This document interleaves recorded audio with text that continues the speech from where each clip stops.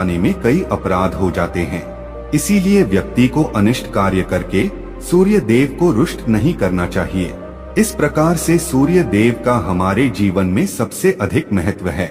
यदि आप अपनी मनोकामनाओं की पूर्ति करना चाहते हैं तो सूर्य देव की उपासना अवश्य करें। आइए जान लेते हैं सूर्य को अर्घ्य देने के वह महत्वपूर्ण नियम कौन से हैं।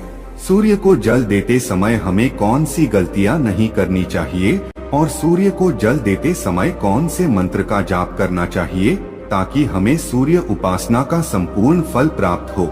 सबसे पहले तो हम यह जान लेते हैं कि सूर्य को अर्घ्य देने का अर्थ क्या होता है।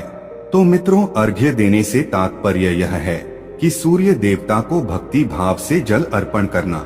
यह जल आप दोनों हाथों की ओंजल बनाकर या तांबे के पात्र में शुद्ध जल भरकर उसे सूर्य देवता को समर्पित करें।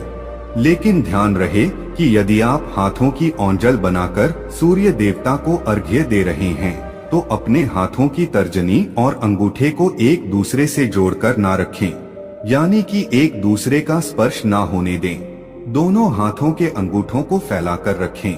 यदि हम तर्जनी और अंगूठे को जोड़कर रखते हैं तो यह राक्षसी मुद्रा बन जाती है और इस मुद्रा में सूर्य को अर्घ्य देना अशुभ माना जाता है। यदि आप पात्र में जल भरकर सूर्य देवता को अर्घ्य दे रहे हैं तो भी उस पात्र को दोनों हाथों के अंगूठे का स्पर्श ना हो, इसका ध्यान रखें।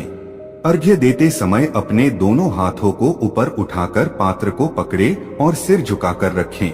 सूर्य देवता को अर्घ्य हमेशा सूर्योदय के समय देना चाहिए।